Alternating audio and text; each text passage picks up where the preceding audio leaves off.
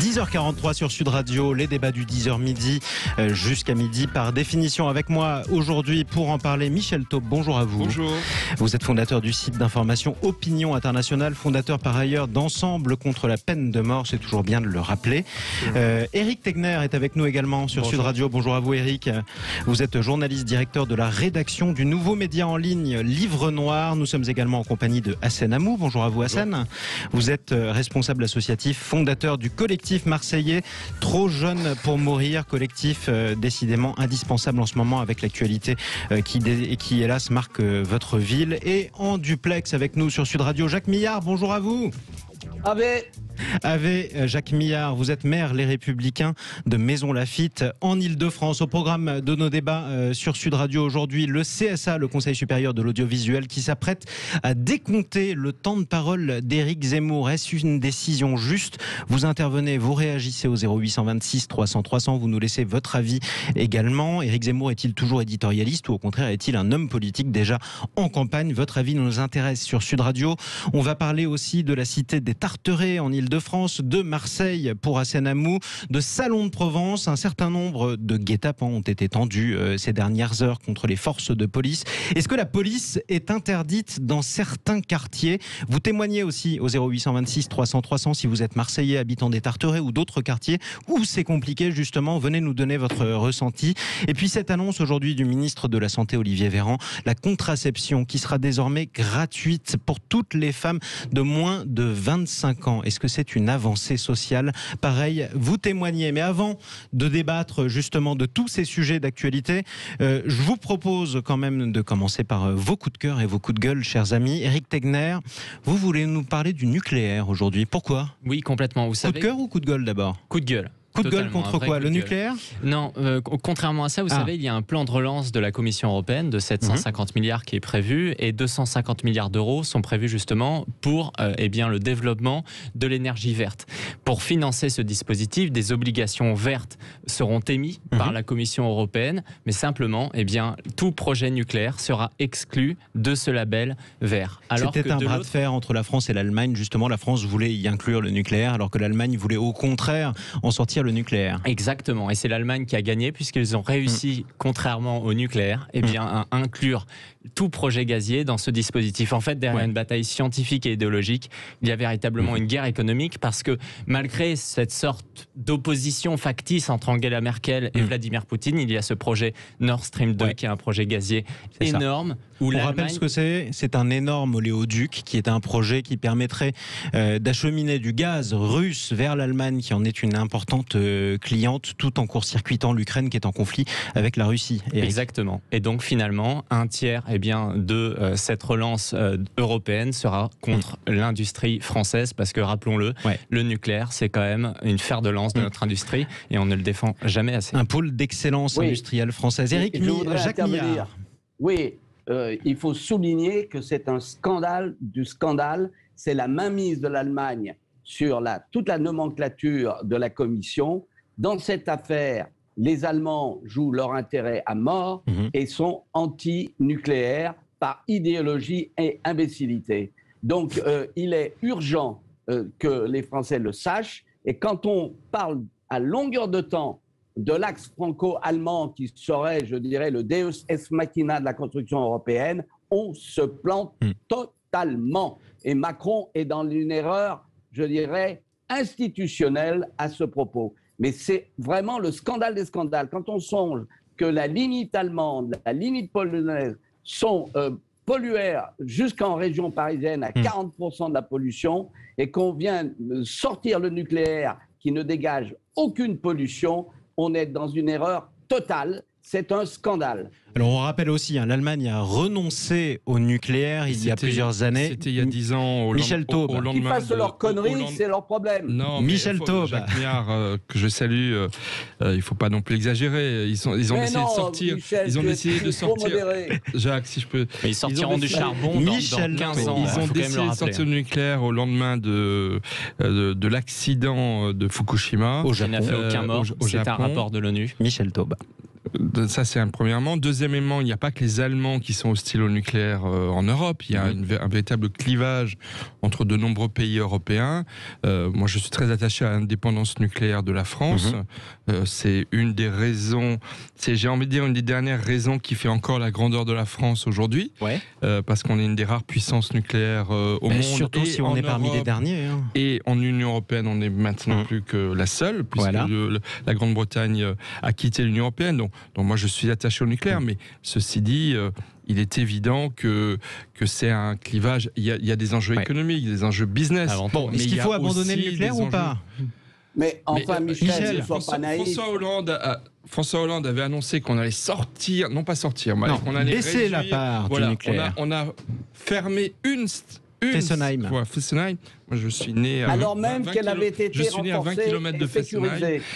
Non, mais la réalité, c'est qu'on va pas en sortir du nucléaire. Et qu'avec le développement d'ailleurs des voitures électriques, des vélos électriques, il nous faudra des solutions électriques, on n'est pas prêt d'en sortir. Donc vous êtes presque d'accord avec Jacques Millard, en tout cas sur le fond, à défaut de la forme. Exactement, on est bien d'accord. Un petit point rapide, permettez-moi. Eric, puis Hassan Amou. Il y a une hypocrisie dans le débat. On a l'impression qu'aujourd'hui, soit on a le choix entre sortir du nucléaire ou entre rester dans un statu quo. Mais désolé, la vérité, c'est qu'il faut créer de nouvelles centrales nucléaires. Et ça, on n'en parle pas assez. Donc c'est non seulement pas sortir du nucléaire, mais faire plus de nucléaire pour vous. En tout cas, bien sûr. Et qu'aujourd'hui, le gouvernement et justement la technocratie, mais qui n'est pas seulement à Bruxelles, qui est également en France, essaye de freiner tous ces projets, notamment en investissant très peu dans les centrales, ce qui fait qu'elles sont pas forcément en très bon état. Et derrière, on va dire, vous avez vu, c'est dangereux, etc. Et ça coûte cher à reconstruire, il faut le dire aussi. Hassan Amou, il y a combien de centrales nucléaires près de Marseille ? Je crois qu'il y a Cadarache. Bon, ça vous rassure ou pas ? Moi, je suis plutôt pour qu'on en sorte. Alors, je suis pas un spécialiste. Expliquez-nous pourquoi. Je suis pas un spécialiste du sujet, donc tout est là la difficulté. Mais je pense qu'il y a des ressources alternatives qui vont arriver. Bon, après, il y a ce sujet un peu hypocrite avec l'Allemagne qui continue à acheter, que ce soit aux Français ou à d'autres pays Ils achètent notre électricité. Voilà, donc à un moment donné, c'est là où on voit que les solutions alternatives ne sont pas encore complètement autonomes. Et ils produisent il y a des centrales à charbon. Il faut pas l'oublier. Il n'y a pas de problème à ce qu'on investisse autant dans les énergies renouvelables que dans le nucléaire. Enfin, il y a quand même aussi des accidents industriels terribles. Quand on voyait l'EPR qui ne marche pas à Flamanville et ailleurs, quand vous voyez qu'il y a en Chine également des problèmes. Enfin voilà, il faut investir dans les centrales nucléaires. Il faudrait déjà que EDF commence par prouver qu'il est capable d'en construire des nouvelles. Et j'aimerais dire autre chose qui pour moi est le plus important. J'en ai fait un édito dans Opinion Internationale il y a 6 mois. Lorsque l'on voit, et pour moi c'est vraiment très grave, et moi ça me trouble profondément en tant que citoyen et en tant qu'éditorialiste, lorsqu'on voit la façon dont l'État français n'a pas su gérer la crise du Covid, c'est-à-dire de mettre en branle toute l'intendance et la logistique à chaque fois qu'il y avait un moment de crise dans cette crise du Covid, combien on a vu que ça ne fonctionnait pas. Je me suis demandé, mais qu'est-ce qu'il va se passer si un jour, par malheur, il y a un accident nucléaire qui se produit dans une de nos centrales et que la chaîne de commandement et de décision qui doit aller extrêmement vite, ne fonctionne pas bien parce que nous avons un État qui ne fonctionne pas bien, qui est mal dirigé, qui est mal coaché. Mais si je vous écoute dans ce cas-là, on sort complètement du nucléaire, Michel Taube, pardon. Mais je pense que moi ça m'a troublé. Et comme Hassan Amou, excusez-moi. Jacques Millard. Moi aussi je suis voyant. Attendez, il y a un rapport de l'ONU. Et je suis pour le nucléaire. Il y a un rapport de l'ONU qui dit que Fukushima n'a fait aucun mort au niveau du nucléaire. C'était le Éric Techner, Michel Taube, Hassan Amou, on va rappeler juste les règles, c'est normal que vous débattiez ensemble, mais c'était à Jacques Millard qu'on entende Jacques Millard. Michel, tu ne peux pas, je dirais, raisonner de cette manière. Premièrement, la sécurité nucléaire en France est assurée par une agence indépendante et qui ne rigole pas. Je les connais bien, ils sont intervenus à de multiples reprises, ce sont eux qui ont redemandé qu'on refasse justement dans l'EPR un certain nombre de contrôles et qu'on refasse des rivets. Donc, ils sont sérieux. Ça, c'est le premier point. Deuxièmement, ce qui se cache derrière la décision allemande et la mainmise de l'Allemagne sur je dirais, la nomenclature et la technocratie européenne, c'est grave parce qu'on le retrouve sur tout autre sujet. Donc, cette affaire qui semble dénommer une sorte de différend franco-allemand n'est pas isolé. Et ça, je te demande d'ouvrir les yeux. Ne sois pas entiché de l'axe franco-allemand, il n'existe plus. En tout cas, on aura compris le message, Jacques Millard. On continue vos coups de cœur et vos coups de gueule. On parlait, du nucléaire, de l'environnement. Le coup de cœur d'Hassan Hamous, c'est pour une écologiste qui s'appelle Sandrine Rousseau. Je rappelle le contexte. Sandrine Rousseau a durement attaqué le ministre de l'Intérieur, Gérald Darmanin. Il a fini par lui répondre qu'elle n'avait pas toujours été aussi désagréable à son encontre et qu'il pourrait révéler publiquement ses échanges de SMS à l'époque où elle demandait une promotion au ministre au sein de l'INA pour être nommé. La réponse aujourd'hui de Sandrine Rousseau, chez nos confrères de France Info, on l'écoute sur Sud Radio. Quand on détourne de l'argent, tout va bien et on est viré du gouvernement ou on est écarté du gouvernement. Par contre, un viol, il n'y a pas de problème. Avant de passer à la suite, Sandrine la règle, Rousseau c'est la mise en examen. Alors vous voyez, effectivement, elle rappelle des accusations qui ont été portées contre Gérald Darmanin, qui n'en reste qu'à des accusations. Je rappelle qu'il est présumé innocent. Quelle ambiance, sacrée ambiance entre Sandrine Rousseau et Gérald Darmanin. Hassan Hamous, coup de cœur pour qui? Gérald Darmanin ou Sandrine Rousseau qui rappelle cette crise d'autorité de Gérald Darmanin, qui explique qu'il va rendre public des SMS d'échange, alors que Sandrine Rousseau a réussi brillamment tous ses entretiens pour la présidence donc de l'université, et donc elle a très bien répondu ce matin en expliquant que on peut pas se comporter comme ça quand on est ministre de l'Intérieur. Gérald Darmanin qui avait menacé de révéler les échanges de SMS plutôt chaleureux entre lui et Sandrine Rousseau. Est-ce que c'est un coup bas ou pas, Éric Tegner? Moi, écoutez, j'ai écouté Gérald Darmanin, je l'ai trouvé vraiment mesquin. C'est-à-dire qu'à un moment donné, il est ministre, il règle ses comptes comme ça sur une radio. Moi, j'ai trouvé ça très bas. Et derrière, en revanche, ça a révélé aussi finalement que, dans le fond, vous savez, quand Sandrine Rousseau elle avait postulé à ce poste, c'est normal, elle va en parler au ministre, etc. Ça montre qu'il y a quand même une immersion du politique dans toutes ces nominations. Parce que si finalement, derrière, ils en font du chantage, comme Darmanin l'a fait cette fois-ci publiquement, ça montre qu'il y a un véritable problème et qu'effectivement l'université est malheureusement beaucoup trop polémique. Et on rappelle qu'elle n'a pas eu d'ailleurs. Et d'ailleurs, je pense qu'elle aurait dû à l'époque le faire savoir en public, qu'elle avait été l'objet d'un refus, en tout cas, parce que peut-être que ça l'aurait un peu aidé. Oui, mais je pense qu'elle se disait qu'elle pourrait peut-être avoir un autre poste après. Michel Taube. Moi, ce qui me gêne, c'est qu'une des championnes de la culture woke soit à la tête vice-présidente d'une université française. Et c'est le cas de très nombreux universitaires en France. Moi, ce qui me choque, c'est que moi, je suis féministe. Vous savez, je suis féministe. Mais je ne suis pas pour un féminisme d'accusation, pour un féminisme de culpabilisation, pour un féminisme qui viole le principe de présomption d'innocence. Et je trouve que, en fait, fondamentalement, leurs affaires, c'est pas sur la place publique qu'ils doivent se régler. Si elle veut s'en prendre au ministre, elle a qu'à porter plainte et aller devant les tribunaux.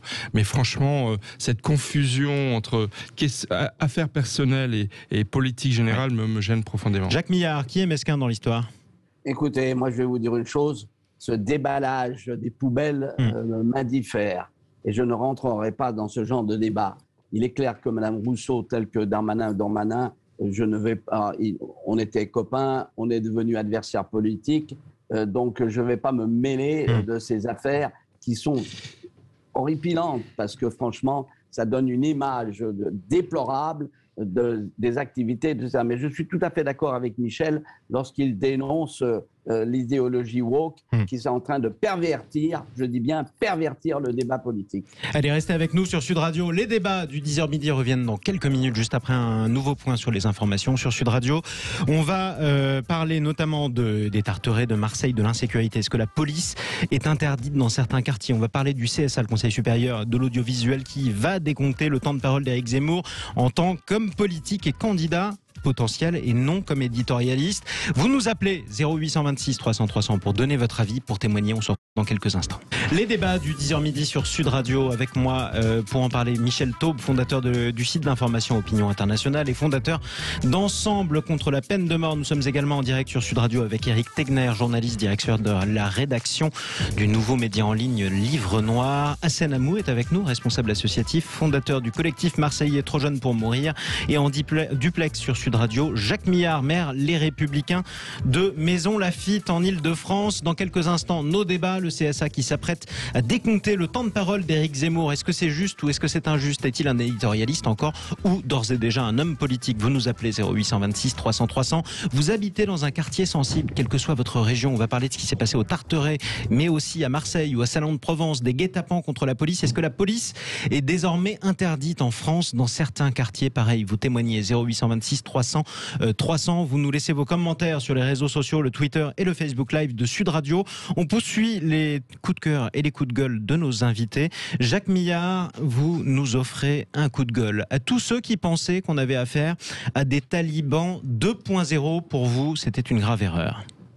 Absolument. Et là, je dois dire qu'on a eu des réactions absolument étonnantes de la part d'un certain nombre d'experts ou prétendus tels qui disaient mais ils ont changé, à Doha ils ont discuté, etc. Et puis on voit très bien qu'ils n'ont en rien changé et qu'un intégriste djihadiste qui est pétri de l'idéologie djihadiste ou talibane, parce qu'elle est tout à fait différente, ne change pas. Et donc, il faut éviter de prendre des vessies pour des lanternes et ces illusions pour une vérité géostratégique.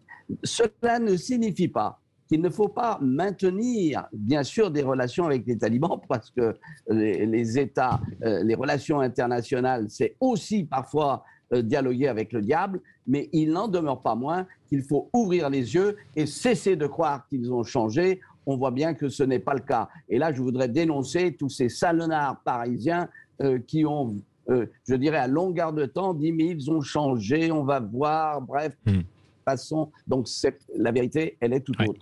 Image surréaliste d'ailleurs hier chez nos confrères de Quotidien sur TMC avec un de leurs journalistes qui interviewait une femme courageuse qui manifestait devant les talibans et tout de suite tir de Kalachnikov arrivé d'un commandant taliban qui leur dit tu ne parles pas aux femmes, les femmes ne sont, ces hommes-là, ces journalistes ne sont pas de ta famille et qu'ils l'ont renvoyé chez elles. Michel Taube. Moi je remercie Jacques Millard d'en parler parce que c'est très très grave ce qui se passe. Moi j'ai été profondément choqué par effectivement cette sorte de naïveté complice et coupable de nombreux experts, mais aussi honnêtement de journalistes comme nous, qui effectivement pendant presque un mois ont cru, comment ont-ils pu croire que c'était de nouveaux talibans qui arrivaient? Ça n'est pas possible, c'est complètement ignorer ce qui s'est passé ces dernières années et ce que sont les talibans. Et ce que sont les talibans. Leur doctrine n'est même pas discutable, ce sont des fous de Dieu au sens littéral du terme. Et donc cette complaisance dont on a fait preuve, elle est extrêmement grave et notamment dans certains laboratoires, enfin moi je voudrais être un peu précis, je ne vais pas en citer un, mais il y a quelques laboratoires de recherche français en sciences humaines et relations internationales, beaucoup, dont certains représentants ont pendant des semaines et des semaines dit vous voyez il y avait une femme sur un plateau de télévision à Kaboul. Enfin c'est scandaleux, c'est scandaleux, c'est absolument scandaleux, c'est extrêmement grave et ça montre aussi enfin avant je parlais de culture woke, mais franchement il y a une complaisance coupable vis-à-vis de l'islamisme radical en France, plus particulièrement que dans d'autres pays, qui est extrêmement grave et dont on a eu là une preuve concrète pendant un mois. C'était insupportable. Les femmes pourront continuer en Afghanistan à étudier, mais elles porteront la burqa ou le niqab. Elles ne peuvent plus faire de sport parce que l'islam... Elles pourront pas continuer à continuer. Parce que pour le moment, c'est ce qu'ils ont annoncé. Et vous allez voir ce qui va se passer dans 1 mois, 2 mois, 3 mois. Il y aura de moins en moins de femmes. Parce que qu'est-ce qui va se passer? C'est que leur mari, leur père, leur fils, leur petit-fils pour certains vont leur dire non mais tu restes à la maison maintenant, tu vas quand même pas aller étudier, sinon moi je vais avoir des problèmes avec les talibans. Donc la réalité c'est que il n'y aura bientôt plus de femmes qui feront des études. Tu ne parles à personne dehors sauf à un membre de ta famille, elles n'ont plus le droit de faire du sport, ça a été annoncé aussi. Hassan Amou. Non mais ils sont venus c'est non seulement la doctrine des talibans, mais ils sont venus effectivement pour mettre en application ce pourquoi ils voulaient le pouvoir depuis des années. Et puis d'ailleurs toutes les négociations qui devaient porter à un gouvernement à l'époque en amont notamment sous l'ère américaine, donc d'union entre les talibans. Un gouvernement inclusif, c'était la formule de Jean-Yves Le Drian. On le savait très bien dès la signature à Doha, les talibans allaient revenir avec des pratiques qui ont été les leurs pendant des siècles et qui allaient mettre en application ce programme-là, qui est finalement que les femmes restent à la maison et qui mettent en œuvre un certain nombre de on va le dire, de tyrannie au quotidien, les espaces de liberté, ils n'existent plus. Et les talibans qui sont restés, enfin les Afghanistans qui sont restés en Afghanistan, eux, malheureusement, se couchent parce qu'en face d'eux, il y a quand même vous avez des coupeurs de tête et qui tiennent une Kalachnikov. Des règles et c'est même pas des lois, mais des règles du quotidien qui sont extrêmement répressives. Après, pardonnez-moi, mais il y a encore une naïveté qui subsiste aujourd'hui, c'est sur les Afghans qui essayent de venir en Europe. C'est-à-dire qu'il y a 90% des Afghans, de la population afghane, qui adhèrent aux pratiques de la charia. Donc il ne faut pas aussi maintenant, en se réveillant enfin, et d'ailleurs j'aimerais bien que Le Monde un jour présente ses excuses quand même, parce que c'était clairement une propagande, le journal Le Monde, une campagne de propagande pro-taliban chaque jour, c'était avec des tribunes d'experts qui parlaient, qui défendaient ça. Le Monde a été quand même précurseur là-dessus. Il faut quand même rappeler que Le Monde est reconnu sur ce type de sujets internationaux. Après, les mots ont un sens. Vous n'êtes pas d'accord avec les choix éditoriaux, il n'y a aucun problème. Dites pas que le journal Le Monde a fait une campagne de désinformation pro-taliban. Les mots ont quand même un sens. Ils n'ont pas dit vive les talibans. Dans ce cas-là, faut qu'aujourd'hui, c'est pour ça que je parle du fait qu'ils doivent s'excuser. Aujourd'hui, ils doivent reconnaître qu'ils sont trompés. Et ils sont trompés. Ils n'ont pas dit que c'était formidable les talibans. C'est ça que je veux dire. Ils ont essayé. Ils ont justement servi les intérêts des talibans. Je suis désolé. Justement, quand les talibans ils utilisaient des mots pour parler à l'Occident en utilisant ces mots d'inclusif, etc. C'est-à-dire qu'ils savent très bien comment ils fonctionnent. Ils savent très bien comment nos médias fonctionnent. Mais ce que je veux dire pour revenir sur les Afghans qui viennent en Europe, aujourd'hui, on ne s'est pas encore réveillé sur le fait que c'est un danger de les accueillir, parce qu'il n'y a pas d'un côté les talibans qui sont méchants et de l'autre les Afghans qui sont tous gentils, pro-démocratie et universalistes. On gardera juste un coup de cœur, et ça on sera tous d'accord quand même, pour ces femmes et ces hommes d'ailleurs. Il y en a quelques-uns, c'est pas les plus nombreux, mais c'est en tout cas les plus courageux, qui manifestent devant les talibans armés dans les rues de Kaboul. Il y en a aussi et méritent un sacré coup de chapeau de notre part à tous. Moi je veux préciser que je veux continuer à croire et à espérer que ceux qui ont rejoint notre sol avaient un désir de vivre normalement et de ne pas vivre sous la dictature talibane là-bas. Souhaitons-le pour tout le monde. On termine par un coup de gueule un tout petit peu plus léger, et pourtant, tiens, Michel Taube, vous voulez nous parler de Tintin, d'Astérix et de Lucky Luke. Ça paraît drôle et en fait ça ne l'est pas. Ils sont brûlés presque en place publique au Canada. Alors c'est incroyable. Astérix le Gaulois. Le Gaulois, notre cher Astérix national et mondial, parce que c'est la BD la plus populaire au monde. Une des. Mais oui, pourquoi pas. Je crois que c'est des records. Qu'est-ce qui leur arrive ? Qu'est-ce qui se passe au Canada ? Il y a eu un autodafé de 4700 livres au Canada. Parce que la représentation Tintin en Amérique, Tintin au Congo, Astérix et les Indiens, etc., renvoyait effectivement, ce n'est pas faux, une image qui n'est plus celle qu'on a aujourd'hui des populations autochtones. Alors au Canada, c'est une question extrêmement sensible parce que les Inuits et les premiers habitants du Canada ont un gros problème de reconnaissance par l'État canadien. Il y a eu beaucoup de progrès ces dernières décennies, mais quand même.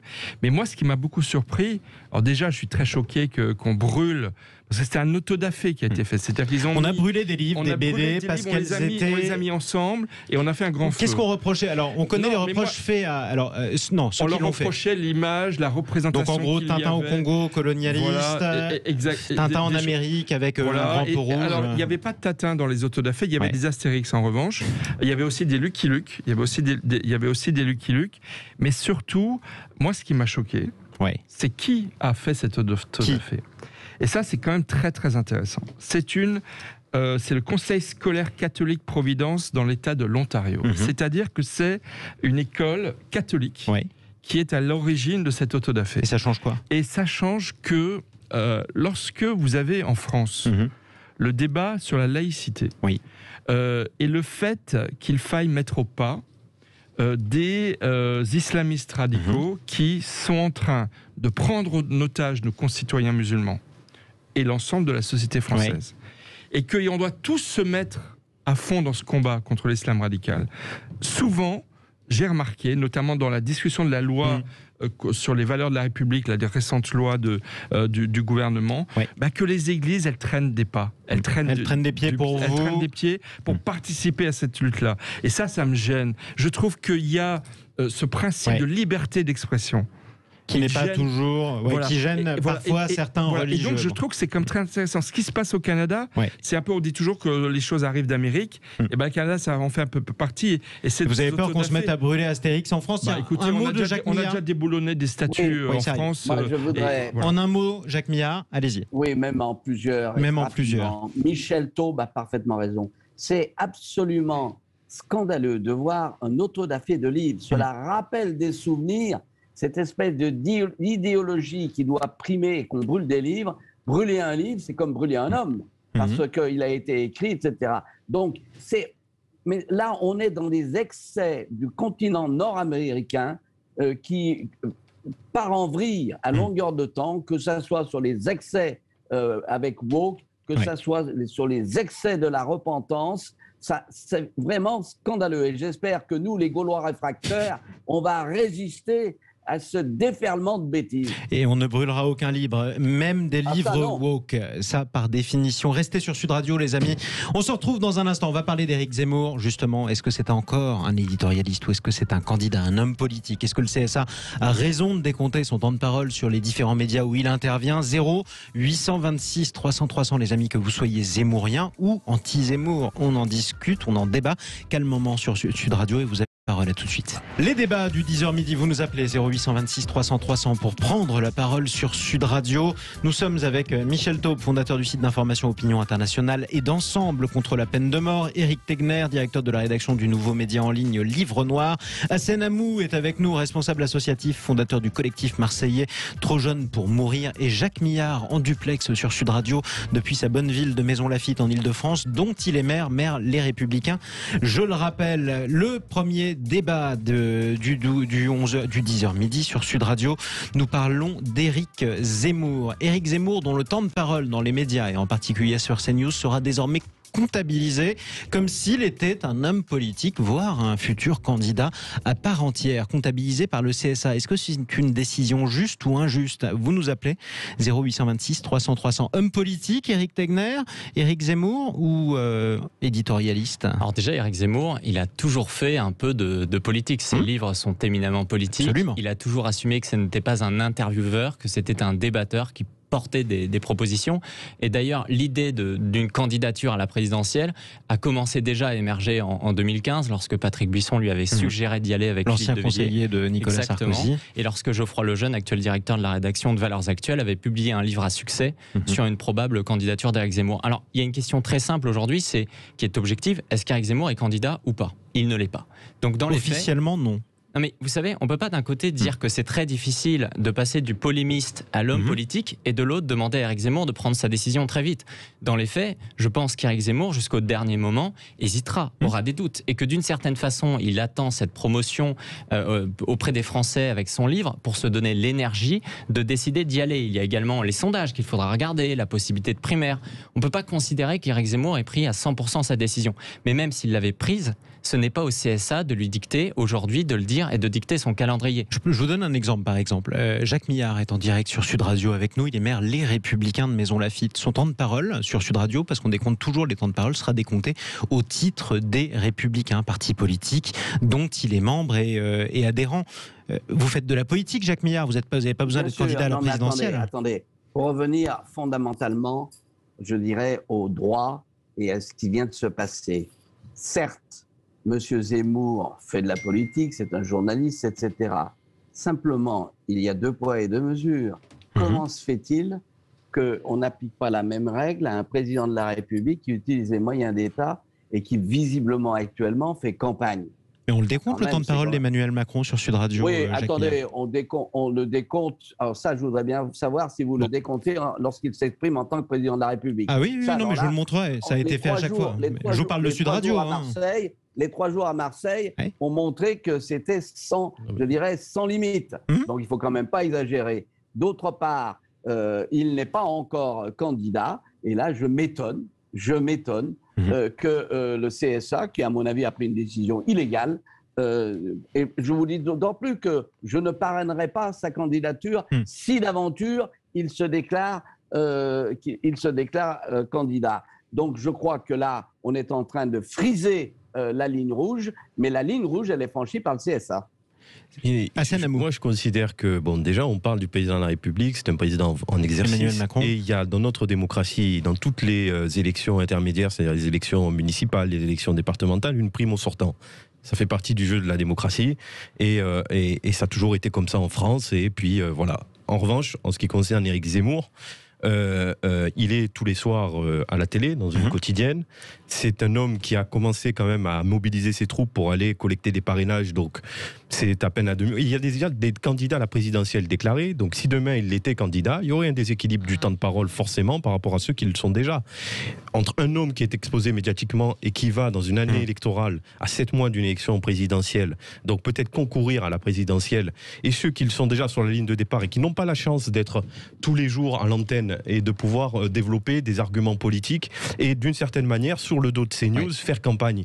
Moi je trouve qu'il y a un déséquilibre parfait et qu'à un moment donné il doit sortir de cette ambiguïté, dire que s'il fait de la politique au titre que tout le monde, il n'est plus droit à l'accès à CNews comme il l'a tous les soirs en quotidienne. Moi j'estime que le CSA dit pas qu'il doit plus y avoir. Pour moi c'est observer une neutralité. Michel Taube d'abord, ensuite Jacques Millard, vous réagissez. Moi je trouve que c'est une décision qui est très grave. Du CSA de décompter le temps de parole d'Éric Zemmour. Je pense que c'est très grave. Je pense que ça pose un problème de qui est légitime à prendre ce genre de décision. Est-ce qu'il y a des voies de recours? Je vous avoue, j'ai pas eu le temps de vérifier. J'essaie de vérifier depuis hier, mais c'est pas simple de le savoir. Mais je trouve que c'est une décision extrêmement grave. En fait, c'est une décision de qui politique. se retrouve comme tous les autres candidats. C'est une décision. C'est ça qui est grave, c'est qu'il bénéficie. Est-ce que vous l'avez entendu dire? C'est une décision. J'aimerais terminer. C'est une décision de régulation de la chose la plus importante qui soit dans une démocratie, c'est le débat politique en vue de la désignation, de l'élection du chef de l'État. Est-ce qu'une autorité, fût-elle indépendante et éminemment composée d'anciens hauts fonctionnaires, qui gèrent l'égalité des temps en fin de carrière ou de grands professionnels de l'audiovisuel, est-ce qu'ils sont légitimes? Est-ce qu'ils sont à même de dire si telle ou telle personnalité est un futur candidat à l'élection présidentielle? Moi, je pense que c'est vraiment extrêmement grave. Deuxième élément. On est dans une culture en France journalistico-politique où le fait se mélange à l'opinion. On le fait tous les jours. On est en train de débattre précisément. Voilà. On parle d'actualités sur lesquelles vous donnez votre opinion. Est-ce que sur les chaînes d'information continue, radio, télé, etc., est-ce qu'on fait de l'information? Est-ce qu'on fait de l'opinion, de l'éditorial? Je défie tout journaliste, à part éventuellement le journal de 20h, mais là aussi il y a des confusions. Il y a beaucoup plus de mélange qu'il n'y en a, par exemple, dans les pays anglo-saxons. Donc je trouve que c'est totalement hypocrite. Et surtout, c'est le signe d'une chose toute simple. C'est que si Éric Zemmour continue à faire croire qu'il va y aller, ils vont pas le manquer. Ils vont tous se le faire. Je le dis clairement, parce que, encore une fois, je pense que la guerre est déclarée. La guerre à Zemmour est déclarée parce qu'il fait peur, parce qu'il fait peur au niveau des sondages. Je reprécise quand même. Non, mais pardon. Attendez, Michel Taube. Attendez. Je reprécise aussi quand même les propos du CSA, la décision du CSA, qui n'a pas dit Éric Zemmour ne doit plus parler dans les médias. C'est parce que je reprécise les propos. Éric Zemmour peut être regardé dorénavant, je cite le CSA, tant par ses prises de position et ses actions que par les commentaires auxquels elles donnent lieu, comme un acteur du débat politique national. Je peux parler de mon expérience. Vous savez, moi, j'ai cofondé un média qui s'appelle Livre Noir, c'est une chaîne YouTube, et on a été les premiers à l'interviewer, et c'est le premier moment où il aurait pu montrer une envie potentielle un jour d'être candidat. La vérité, je vais vous faire une confidence, c'est qu'effectivement, au début de l'entretien, il dit à un moment donné, il faut passer à l'action. On ne s'attendait pas du tout à ce que ça finisse sur BFM le soir même, le lendemain sur LCI, sur toutes les chaînes de télévision pendant une semaine. On ne s'y attendait pas. C'est-à-dire qu'il y a une hypocrisie où d'un côté, il y a BFM TV, les grands médias, etc., qui aujourd'hui se satisfont de la décision du CSA, qui en fait n'attendent qu'une chose, c'est qu'il soit candidat, parce que qu'est-ce qu'ils veulent dans le fond? Et ils le disent en off, ils veulent que CNews n'ait plus Zemmour à l'antenne, parce que c'est un concurrent. Vous parlez comme si on n'avait pas eu vent de tous les rendez-vous qu'il a pris, de toutes les consultations qu'il fait, de la campagne d'affichage et à travers l'été dans les villes. Il y a quand même une structuration de sa campagne avec des lieutenants qui aujourd'hui. Donc, moi, je pense que l'hypocrisie, elle est plutôt du côté de l'entourage et de l'ambiguïté que cultive Zemmour, qui sort tout simplement de cette ambiguïté qu'il cultive parce qu'il sait qu'aujourd'hui, il ne veut pas se mettre, il veut pas se rabaisser au statut de candidat. Allez, restez avec nous, les amis, sur Sud Radio. Ça commence quand la campagne présidentielle? Elle commence dès maintenant, les amis, sur Sud Radio. On en reparlera toute l'année. Elle a déjà commencé pour tout le monde. Restez avec nous. On se retrouve dans quelques instants pour les débats du 10h midi sur Sud Radio. On va parler des quartiers sensibles où il y a eu des guet-apens entendus à la police ou dans certains quartiers, par exemple, vous avez un péage ou plutôt une barrière d'accès tenue par certains dealers. Est-ce que la police est interdite dans certains quartiers? Vous habitez à Marseille, au Tarteret ou ailleurs? C'est compliqué votre vie. Vous nous appelez, vous témoignez 0826 300 300 à tout sur Sud Radio. Les débats du 10h midi sur Sud Radio, 0826 300 300. Vous nous appelez pour interpeller nos invités sur Sud Radio. Michel Taube, fondateur du site d'opinion, d'information Opinion Internationale et d'Ensemble contre la peine de mort. Éric Tegner, journaliste, directeur de la rédaction de Livre Noir, le nouveau média en ligne. Hassan Amou est avec nous, responsable associatif, fondateur du collectif Marseillais Trop Jeune pour Mourir. Et Jacques Millard, en duplex de sa Bonneville de Maison Lafitte dans l'Île-de-France. Très bonne analyse sur Bonneville. Merci à vous. Et merci pour Maison Lafitte. Je rappelle que vous en êtes le maire, Les Républicains. Notre deuxième débat du jour. Nous vous emmenons dans les quartiers sensibles. Il y en a un peu partout dans toute la France. Hassan Amou est bien placé pour le dire. Les Tarterets dans l'Essonne, Marseille également, notamment dans les quartiers nord. Depuis 6 jours, la cité des Tarterets s'est transformée en zone de guerre. Hier, un fourgon de police a été attaqué. Des policiers sont retrouvés face à 20 ou 30 jeunes qui sont précipités sur leur véhicule. Effectivement, ça surprend sur le moment. C'est très dangereux. Ça aurait pu très mal finir. Vous avez eu aussi des images incroyables de voyous qui empêchent une arrestation, c'est-à-dire que les policiers interpellent un homme qui mérite a priori à première vue d'être interpellé. Des voyous le libèrent de force et les policiers ne peuvent rien faire. Si on va à Salon de Provence, autre Bonneville, nous dirait Jacques Millard, on entend des tirs de Kalachnikov dans un quartier. Vous avez un homme qui a été interpellé, je le disais aussi à Marseille. Est-ce que la police est interdite dans certains quartiers? Vous habitez dans un quartier sensible, vous nous écoutez sur Sud Radio, vous nous appelez 0826 300 300 pour témoigner. Hassan Amou, fondateur du collectif Trop Jeune pour Mourir à Marseille. La police n'entre plus dans les quartiers nord. Non, la police, elle y rentre, mais elle y rentre difficilement. Et elle s'en fait chasser. Et on va dire qu'il y a une certaine catégorie d'individus qui n'ont plus peur d'aller au contact avec la police. Mais la preuve, oui. Et qui ils vont jusqu'à libérer ou aller au contact physique avec nos policiers. Et ça, c'est insupportable. Mais ça, c'est dû aussi, et je vais peut-être me faire sauter dessus en disant ça, mais dû au manque d'effectifs nous, on appelle de nos voeux à remettre des effectifs dans les quartiers, parce qu'aujourd'hui, tous les officiers de police avec lesquels on a discuté, nous, ces dernières semaines, en marge de l'arrivée d'Emmanuel Macron, il y a une crise d'autorité vis-à-vis de l'uniforme, du policier, et ces dealers qui d'ailleurs organisent les choses dans les quartiers, mettent des checkpoints à l'entrée des quartiers. C'est ça. C'est insupportable. Ça pose un autre problème, pardon, Hassan Amou, vous dites qu'il y a un manque d'effectifs, c'est évident. Là, par exemple, on a une vidéo d'un homme qui est en train d'être interpellé par un équipage de 3 ou 4 policiers. 20 ou 30 jeunes arrivent. Est-ce que ça veut dire que dans certains quartiers à Marseille, on va être obligé d'envoyer à chaque fois 30 policiers pour interpeller un homme au cas où 30 jeunes leur tomberaient dessus? C'est ingérable. C'est pas supportable, ça on peut pas le faire, on pourra pas le mettre. Mais déjà une présence policière au quotidien, déjà ça changerait beaucoup de choses. Pendant trop longtemps, on a eu des policiers qui étaient en dessous en termes de moyens pour intervenir sur ces territoires. Et puis ces jeunes gens qui donc sèment la terreur dans leur cité, ils sont pas aveugles. Ils se rendent bien compte que les policiers ont de moins en moins d'effectifs, arrivent de moins en moins à quadriller, arrivent de moins en moins. Donc d'ailleurs quand la police a les moyens d'intervenir sur ces territoires, il faut le savoir. Le jeune c'est quoi les moyens? C'est plus nombreux. Le jeune qui a porté le coup aux policiers a été arrêté, a été interpellé. Ça veut dire quand on a les moyens de pouvoir enquêter, de pouvoir investiguer, on retrouve les individus et on donne des signes forts et des victoires à la police, de leur dire voilà, ici c'est nous qui mais qu'est-ce qu'il faut pas faire? Faisons la loi. Voilà, on parle presque de reconquête d'un territoire perdu pour le coup. Moi je pense que quand on y met, je vais vous dire une chose, je vais continuer avec mon idée de moyens parce que je le dis, quand on est sous-équipé par rapport, je parle pour Marseille en l'occurrence, par rapport à une ville comme Lyon, on a un nombre de policiers inférieur. Quand on a les moyens de faire de remettre de la proximité dans la police, eh ben, les résultats portent leur Jacques Millard, est-ce que vous avez ça dans certains quartiers de Maison Lafitte? Pareil, des quartiers où la police ne peut pas rentrer?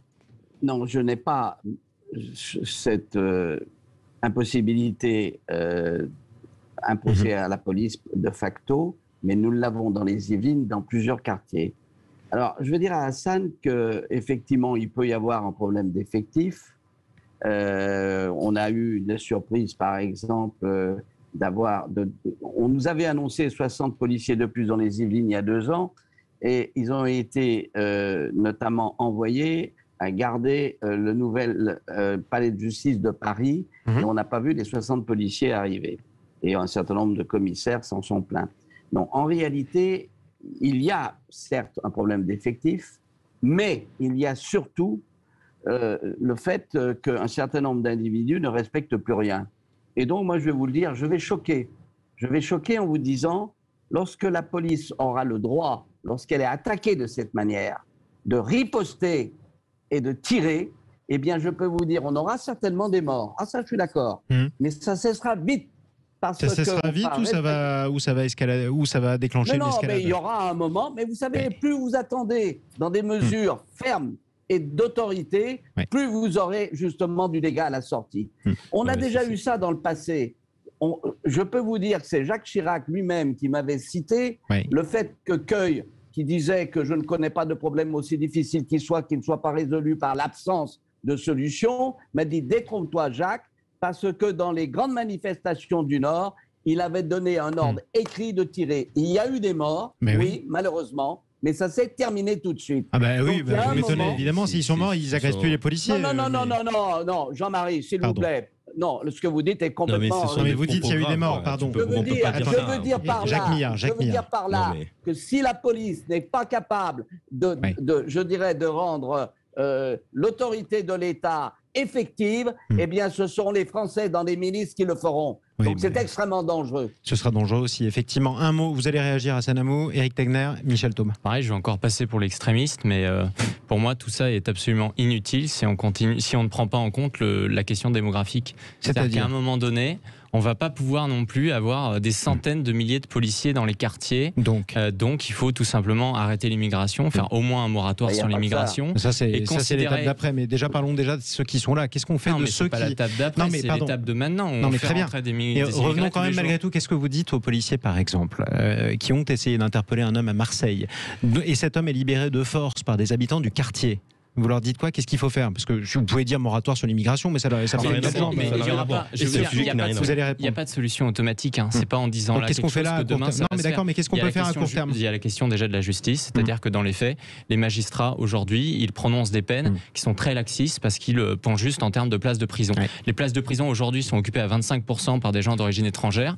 Pour libérer des places de prison, parce qu'en construire ça prend plusieurs années, il faut faire en sorte de les renvoyer chez eux. Ça, c'est une première mesure qui est très efficace. Michel Taube, et ensuite vous répondez. Plusieurs choses. D'abord, j'aimerais dire avec Techner que la question de l'immigration, elle se pose peut-être en partie, mais c'est complètement ignoré un fait tout simple. C'est que de très nombreux de ces personnes, de ces voyous qui ne respectent plus rien, sont français. Ils sont français. Donc déjà parler parler d'immigration, j'ai l'impression d'entendre un débat d'il y a 20 ans. C'est ce qui vient dans le micro, Michel. J'ai l'impression d'entendre un débat d'il y a 20 ans. Ça, c'est la première chose. La deuxième chose, c'est que comme l'a dit Jean-Marie Bordry, ces territoires perdus de la République, c'est pas une question de rajouter 50 policiers, 120 policiers, 300 policiers, dont on sait en plus qu'ils arriveront très tard et de toute façon beaucoup trop tard. Je pense que dans certains quartiers, la combinaison de la guerre des gangs et du trafic de drogue, qui représente des enjeux faramineux, c'est des centaines de millions d'euros qui sont en jeu, où c'est des revenus de personnes qui gagnent 60 000, 100 000, 150 000 euros par mois sur le dos de la santé de nos enfants. C'est pas en rajoutant 2-3 policiers que ça va changer quoi que ce soit. Il faut effectivement, moi je pense qu'il faut mettre le paquet. Il faut dans certains quartiers, limitativement peut-être, mais déployer peut-être des forces, même de l'armée qui doit nous aider. On a bien Vigipirate qui circulent dans toute la France tout au long de l'année pour prévenir d'attentats terroristes. Pourquoi dans des quartiers où il n'y a pas assez de policiers et on sait qu'il n'y en aura pas assez dans les années qui viennent, peut-être qu'il faut déployer ensuite plus en amont. Et je pense que ça va revenir dans le débat de l'élection présidentielle. Il faut frapper au portefeuille les personnes. Donc si le petit con, le salaud, le gars, je suis désolé, qui s'en est pris aux policiers, il faut que ses parents ses parents Ça a soient été mis fait à devant Nice, leur... ça a fait beaucoup polémique. Ça Mais va pourquoi pas revenir. mais Ça très va bien. revenir. Il faut que. On a il faut qu'il y expulsé, ait je rappelle les faits, ce qui s'est passé à Nice. Je rappelle ce qui s'est passé à Nice. Il y avait un jeune trafiquant qui était clairement identifié par les services de police. Il habitait chez sa mère dans un logement social. Elle a été expulsée avec son fils du dit logement social. Voilà. C'est ça, frapper au portefeuille, pourquoi pas Malheureusement, et surtout tout ce que je dis, pour moi, c'est pas démagogique. C'est à la demande des habitants de ces quartiers qui eux-mêmes sont complètement désespérés de voir qu'ils sont pris en otage d'un côté par des trafiquants de drogue et de l'autre par des délinquants, sans parler le témoignage, malgré tout, la réaction, le témoignage d'Hassan Amou. Non mais il y a un amalgame des clichés là en quelques minutes. D'abord les propos très graves de M. Jacques Meillard qui propose qu'on ouvre le feu sur la population dans les quartiers. Donc là c'est le meilleur moyen de faire monter les choses, faire monter la mayonnaise dans nos quartiers et créer un climat de guerre entre et avec en plus au milieu donc des habitants qui encore une fois en pâtiraient de la situation. Non, moi je pense que il faut le président de la République quand il est venu à Marseille par exemple, il a clairement identifié toutes les difficultés et les problèmes. À Marseille par exemple, on a des années de retard sur la rénovation urbaine. Vous avez des quartiers en cul-de-sac. Ouais. Le fait de devoir remettre de réinvestir dans le vivant, remettre des moyens d'éducateurs, remettre des services publics, faire en sorte que les bailleurs sociaux, ne viennent pas nettoyer la cité que quand le président de la République se déplace, c'est ce qu'on a vu. Et qu'est-ce que disaient finalement les mamans qui ont discuté avec le président de la République à Passens? Il lui disait, les jeunes et les mamans, ils disent en gros, nous quand on a un diplôme, on veut que notre diplôme puisse valoir quelque chose sur le marché du travail. Mais revenons à ça, c'est l'étape d'après aussi. Français, ils ont moins de moyens qu'en banlieue. C'est pas comparable. C'est pas pour autant que les jeunes ils vont aller caillasser je pense que vous êtes très bon pour écrire des livres, mais arrêtez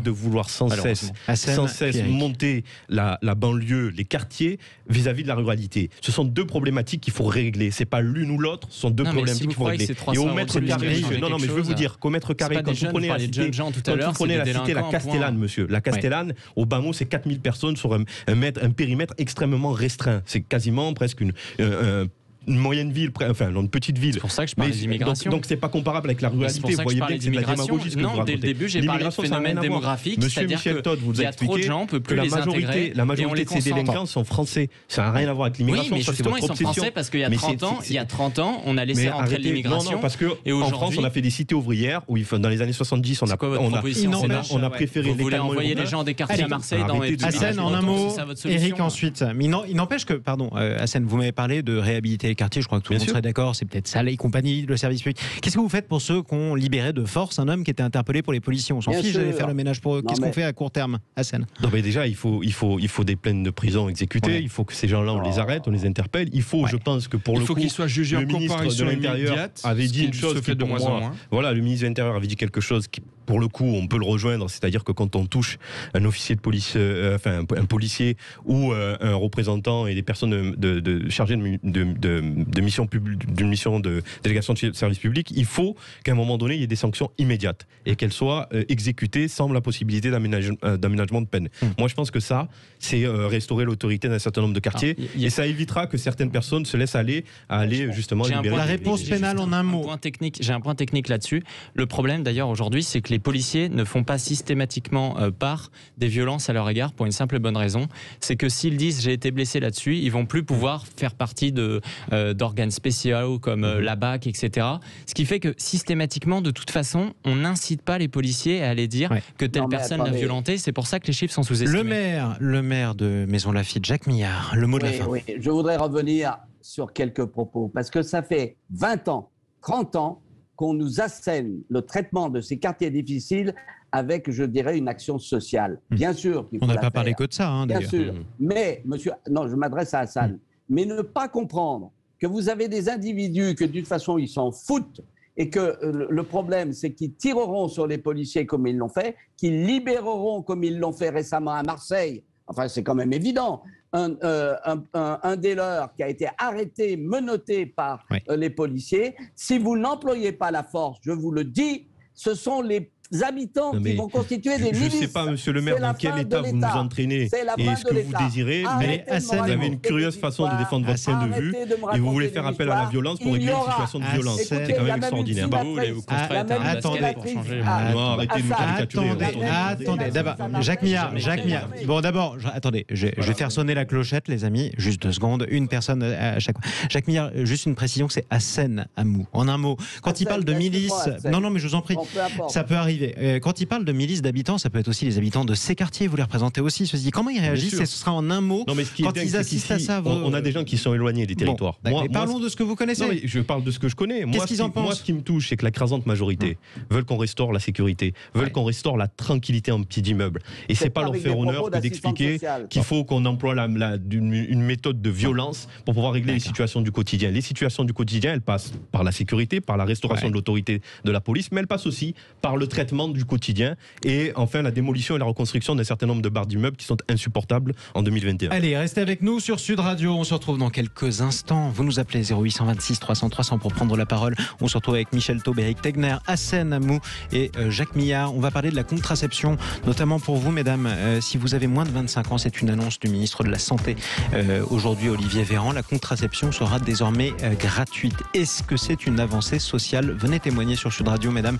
Notamment, vous avez la parole. À tout de suite. Allez, le dernier quart d'heure des débats du 10h midi sur Sud Radio. Avec moi sur Sud Radio, Michel Taube, Éric Tegner, Hassen Amou et Jacques Millard. Notre dernier débat sur la contraception, c'est une annonce du ministre de la Santé, Olivier Véran, aujourd'hui. La contraception gratuite pour toutes les femmes jusqu'à 25 ans à partir du 1er janvier 2022. En gros, le prochain 1er janvier. Est-ce qu'il était temps de faire ceci? Dans le détail, la contraception va être gratuite pour toutes les femmes jusqu'à 25 ans, je le disais. Elle ne sera plus réservée aux jeunes filles mineures. C'est un élargissement de la gratuité qui représente en tout un effort pour l'État et pour la sécurité sociale de 21 millions d'euros. Enfin, ou ça ne sert à rien? Éric Tegner. Je pense que c'est une bonne chose et ça m'étonne même que ça fasse longtemps qu'on ne l'ait pas mise en œuvre. Moi, j'avais une question à ce sujet, c'est aussi de se demander, étant donné que, en fait, pourquoi on a choisi la date de 25 ans? Parce que c'est le moment où une jeune femme est encore sur la mutuelle de ses parents. Je pense que c'est important aussi que cette jeune femme puisse aller demander de la contraception, voir un médecin, etc., sans avoir besoin d'en parler à ses parents. C'est important. Mais ce que je veux dire par là, l'idée n'est pas de priver les parents de pouvoir parler à leurs enfants. Non. Parce qu'évidemment, je pense qu'ils doivent évidemment être inclus dedans, pouvoir discuter. Je pense même qu'ils ont un rôle plus important que l'école sur ce sujet-là. Mais en même temps, il faut dire qu'il y a des catégories de personnes qui, où la sexualité est quand même extrêmement taboue. Et si une jeune femme, parce qu'elle pratique des relations sexuelles, doit aller voir un médecin sans que ses parents soient au courant, il faut qu'elle puisse le faire. 0826 300 300. Sandrine nous appelle sur Sud Radio. Bonjour à vous, Sandrine. Oui, bonjour. Bienvenue. Bon, merci, bonjour à tous. Tout vient d'être dit, je crois que voilà, le résumé est fait parce que déjà, à l'école principalement, il n'y a pas d'éducation sexuelle ou très peu, rien du tout. Les mamans ne leur en parlent pas. Les gosses ont peur d'aller voir le médecin parce qu'elles n'ont pas les 25 € pour payer la visite et elles ne peuvent pas non plus en parler à la maison parce qu'elles vont se faire dégommer. Donc à un moment donné, tout ça c'est des effets d'annonce. Il est bien rigolo notre sinistre, mais enfin... Vous parlez du SNIT, j'ai compris, c'était pas un lapsus, vous parlez d'Olivier Véran que vous portez pas forcément dans votre cœur, ma chère Sandrine. En tout cas, c'est une bonne nouvelle ou pas? Moi, cher ami, c'est tout le gouvernement entier, là, voilà. Ce sera noté. Merci beaucoup pour votre témoignage sur Sud Radio, Sandrine. Vous nous rappelez quand vous voulez au 0826 300 300 Sud Radio. Parlons vrai. Hassen Amou, vous êtes responsable associatif. L'intimité, la contraception, notamment des jeunes femmes. Est-ce que c'est une bonne nouvelle qu'elle soit gratuite en dessous de 25 ans? C'est une bonne nouvelle parce que de partout sur notre territoire national, on a des situations compliquées. On a des personnes comme ça qui, même si 25 ans, on a qui sont dans la précarité, qui ont besoin d'accompagnement, qui ont besoin de cette facilité. Donc c'est une avancée qu'on ne peut que saluer. C'est une avancée que vous saluez. Vous aussi, Michel Taube? Oui, bien entendu. Et c'est aussi une manière de prévenir les risques de situations qui conduiraient des jeunes femmes à devoir avorter. Parce que, donc voilà, c'est une très bonne chose. Je rappelle qu'au Texas, il y a 10 jours, le Texas a pénalisé de façon très violente tout recours à l'avortement. Un taxi qui emmènerait une femme dans une clinique pour se faire avorter est passible de 10 ans de prison. Bien dans le micro, voilà. Michel Taube. Donc oui, c'est une bonne mesure et il faut la saluer. C'est bien d'avoir des bonnes idées, mais c'est surtout important de trouver des solutions concrètes pour que les bonnes idées vivent. Et là, c'est une solution concrète. C'est une solution concrète. Éric Tegner, puis Jacques Millard. Vous parliez d'avortement. C'est-à-dire que ce qui est intéressant aussi dans cette pratique de pouvoir rendre la pilule gratuite, c'est d'abord le fait qu'on puisse avoir accès à des pilules aussi de bonne qualité. Ça, je pense qu'on n'en parle pas assez. Et le deuxième élément, c'est aussi pour baisser le nombre d'avortements. Il y en a quand même 200 000 par an. Et là où il y a quand même, je trouve, une problématique dans justement, en tout cas, j'ai des doutes sur la philosophie de ce qu'essaye de faire Olivier Véran, c'est que dans le même temps, il dit pas que l'avortement est un drame et qu'il faut essayer de les baisser. Ça n'est pas toujours non plus. Oui, mais ça devrait être aussi une grande cause. Ça ne veut pas dire qu'on lutte contre l'avortement. Au contraire, je pense que justement, ce type de choses... Simone Veil rappelait dans son grand discours à l'Assemblée nationale en 1974 qu'il n'y a pas un seul avortement qui soit un moment de léger, de joie. Voilà. Et donc, et voilà. Donc c'est important. Jacques Millard. Oui, alors écoutez, il est clair que c'est une mesure qui est opportune et qu'il fallait le faire. Simplement, moi je m'interroge sur la date. C'est comme bizarre, n'est-ce pas? Parce qu'on parlait tout à l'heure de la campagne de Zemmour. Bien évidemment, le gouvernement, en adoptant maintenant Quel est le rapport entre la pilule contraceptive alors et qu'il Éric aurait dû Zemmour la prendre il y a déjà plusieurs années, eh bien, il est aussi en campagne. Oui. Donc, il faut, voilà, je me félicite que la mesure existe, mais bien évidemment, je me dis, ça peut servir aussi la campagne d'Emmanuel Macron. Chers amis, j'aimerais qu'on reste tous ensemble là tout de suite sur Sud Radio et qu'on termine par un hommage à cet homme en communion avec tous les Français. Police! Il y a un type qui a téléphoné ici il y a 10 minutes. Je suis pas obligé de me rappeler, hein. Hey. Je sens que tu vas retrouver la mémoire, moi.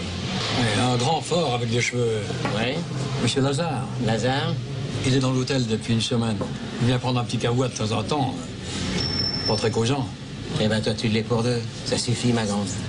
Vous avez sans doute reconnu la voix, notre bébelle nationale. Là, c'est le solitaire, c'est pas le magnifique, c'est pas l'as des as. Hommage national dans la cour des Invalides ce soir, présidé par le président de la République. Vous le vivrez à partir de 17h dans les Vraies Voix Sud Radio de Philippe David. Bébelle, le magnifique, justement. Est-ce que cet hommage national est justifié? Oui, Hassan Amou, non? Bien sûr. Bien sûr. Je pense que voilà, il est au patrimoine national et sentimental. Sentimental des Français. Et je pense que c'est une bonne nouvelle.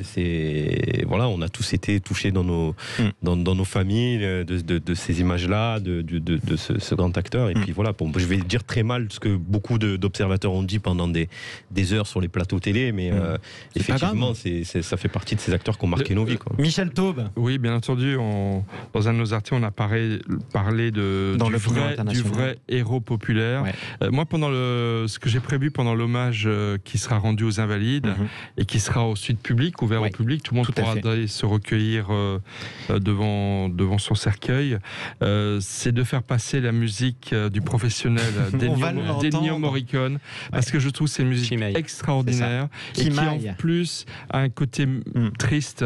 Bon, en plus le film finit pas bien, et je trouve que c'est une musique qui pourrait très bien illustrer cet hommage qui sera rendu. En tout cas, Jacques moi, Millard. Je le mettrai dans mes oreilles. Jacques Millard, vous êtes ému aussi? Il appartient au patrimoine national et tout à fait justifié. C'est inégal parfois dans ce qu'il a fait. Moi, l'autre soir, j'ai vu l'As des As. J'ai pas bien ri parce que je dirais brocarder Adolf Hitler, etc. de cette manière. Jacques, vous manquez vraiment d'humour. Alors, franchement... Tu parles de l'humour avec ça, mon cher Michel, avec notamment la sœur d'Adolphe. Bon, les films sont inégaux. L'acteur peut rire de tout. Ce qui compte, c'est l'intention. C'est un Gaulois réfractaire comme je les aime. Vous en voyez partout en ce moment des Gaulois réfractaires. Merci à tous. En tout cas, tiens, on l'écoute justement. La musique du solitaire. Non, ça c'est le solitaire. Du marginal, pardonnez-moi. Il a fait tellement de beaux films sur Sud Radio. Ça c'est le marginal. Merci beaucoup, Éric Tegner, d'avoir pris la parole sur Sud Radio aujourd'hui. Hommage, je le rappelle, à Jean-Paul Belmondo ce soir à partir de 16h30 dans la cour des Invalides à Paris. À vivre en direct sur Sud Radio dans les Vraies Voix Sud Radio dès 17h avec Philippe David et toutes ces vraies voix. Merci à vous, Michel Taube, fondateur de l'Opinion Internationale. Merci à vous, Éric Tegner, journaliste, directeur de la rédaction de Livre Noir. Hassan Amou, également responsable associatif, fondateur du collectif Marseillais Trop Jeunes pour Mourir. Et Jacques Millard, maire Les Républicains de Maison Lafitte. Restez sur Sud Radio, les amis, dans quelques minutes. Place à Berkoff dans tous ses états sur Sud Radio en compagnie de ses invités. Et dans quelques instants, place aux informations Sud Radio. Bonne journée à vous.